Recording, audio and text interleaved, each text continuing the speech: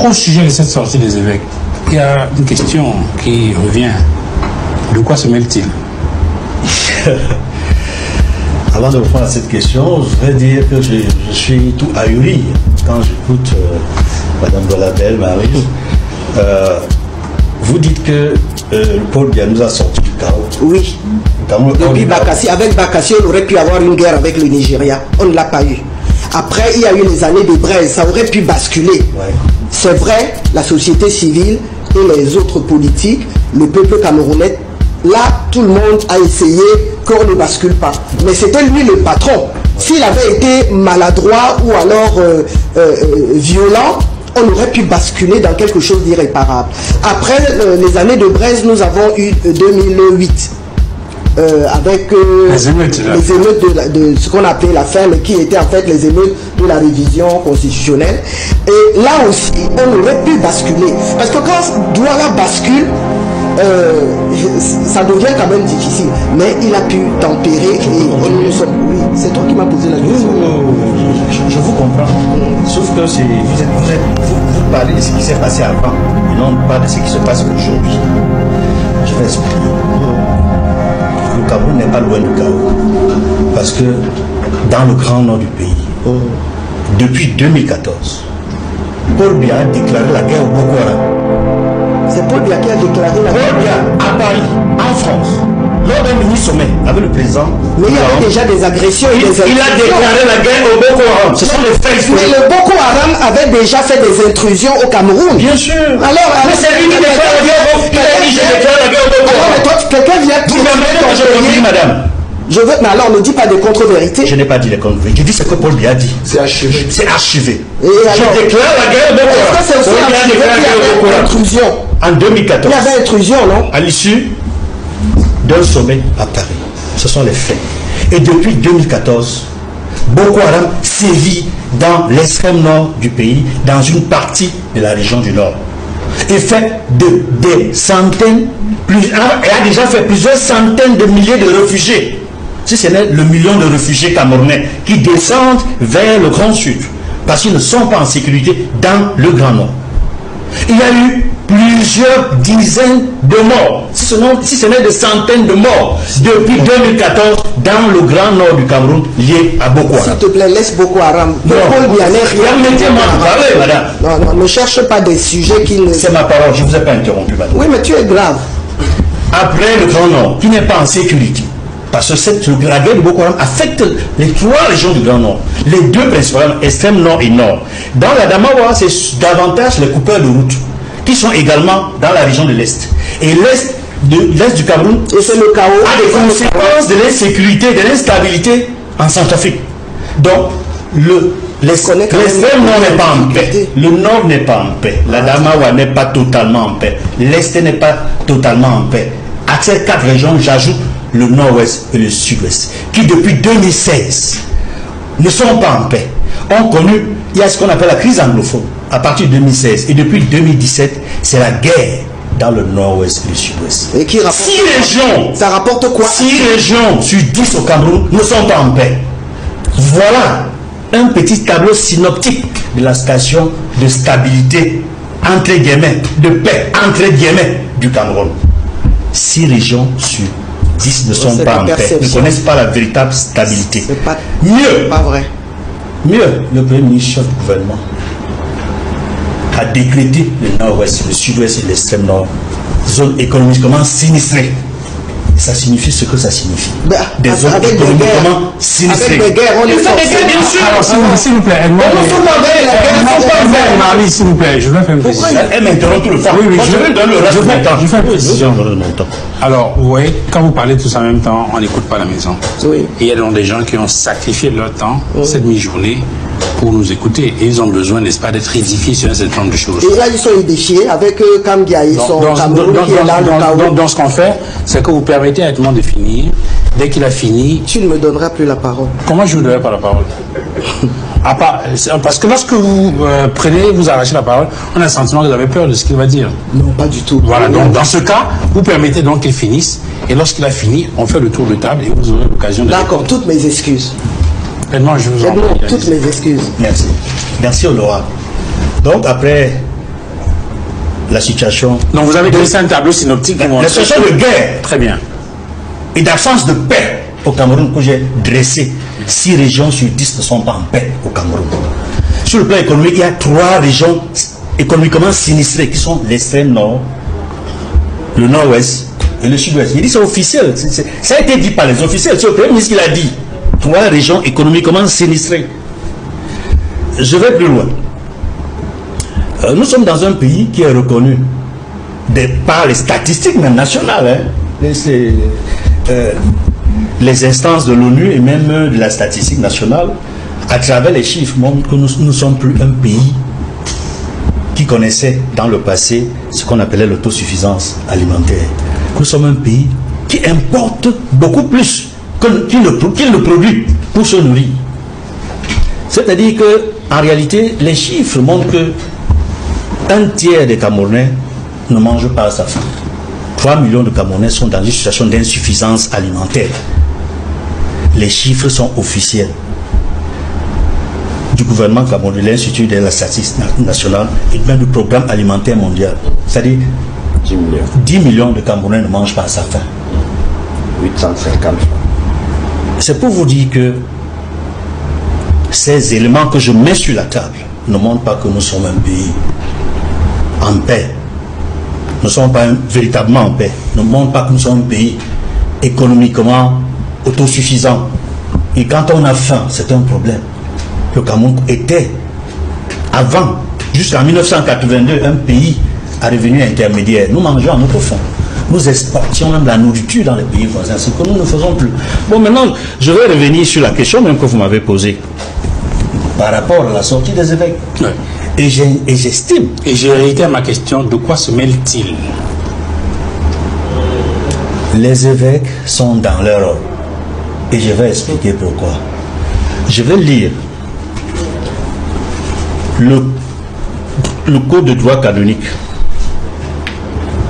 Et je vais l'expliquer. Le canon 375 du code de droit canonique dit ceci, je cite, paragraphe 2. Par la consécration épiscopale elle-même, les évêques reçoivent la charge de sanctifier, celle d'enseigner et de gouverner. Mais en raison de leur nature, ils ne peuvent les exercer que dans la communion hiérarchique avec le chef et les membres du clergé. Fin de citation. En fait, c'est 3 rôles. Je l'ai dit, gouverner, sanctifier, enseigner. Et ce qui est en train de se passer en ce moment, c'est le prolongement du rôle d'enseignement des évêques. Ils enseignent le peuple de Dieu dans leur diocèse. Chacun enseigne le peuple de Dieu dans son diocèse. Et dans tous les domaines. Et je veux vous rappeler ce que dit la doctrine sociale de l'Église catholique. La doctrine sociale a 4 piliers. La dignité humaine, le bien commun, la subsidiarité et la solidarité. J'insisterai sur les 2 points, les 2 premiers points. La dignité humaine et le bien commun.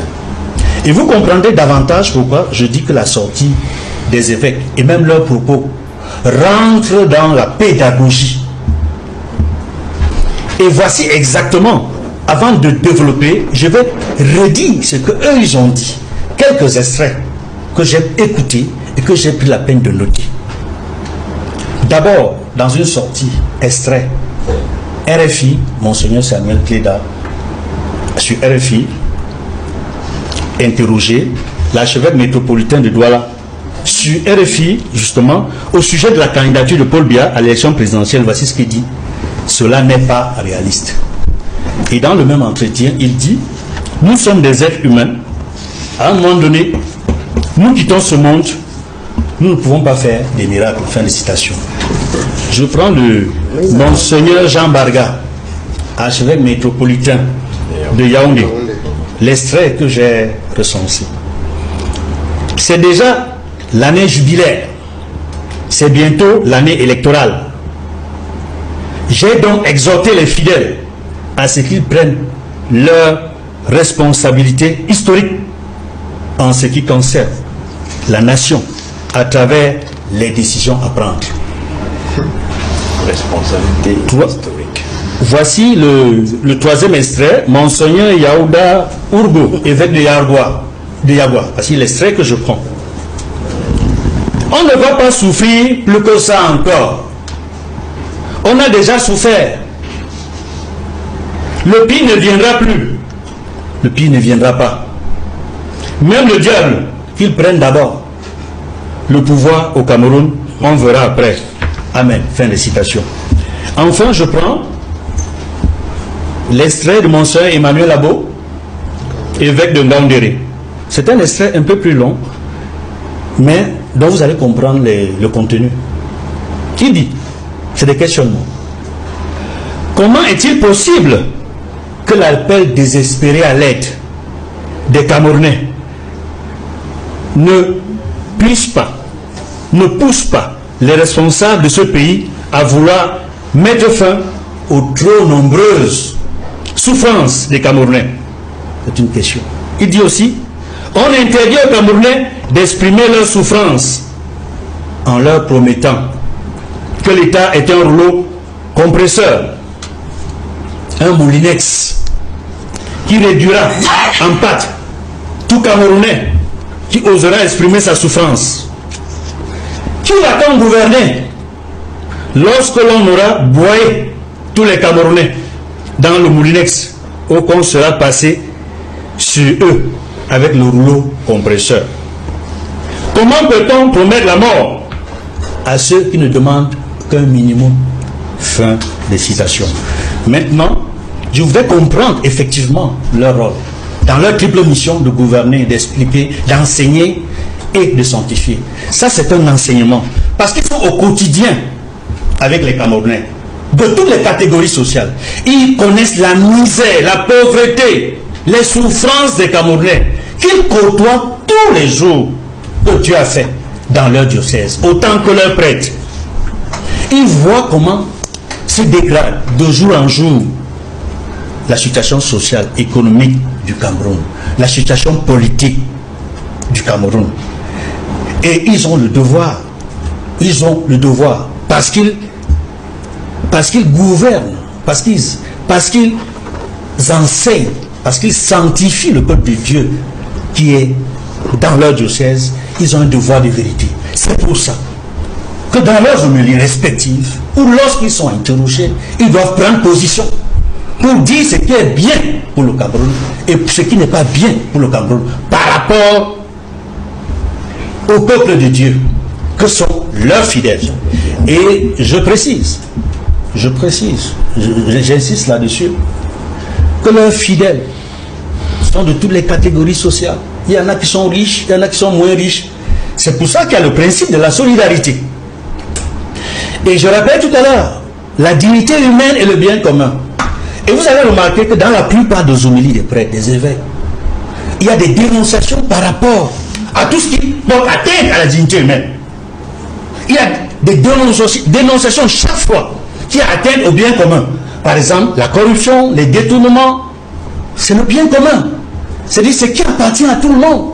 Si nous sommes dans la République, c'est-à-dire la chose publique, il n'est pas bon que certains prennent plus au détriment des autres, que certains écrasent les autres. C'est d'où l'expression, le rappel de l'expression de l'évêque de Ngaoundéré, le moulinex. Vous savez à quoi ça renvoie le moulinex? À quoi ça renvoie le rouleau compresseur?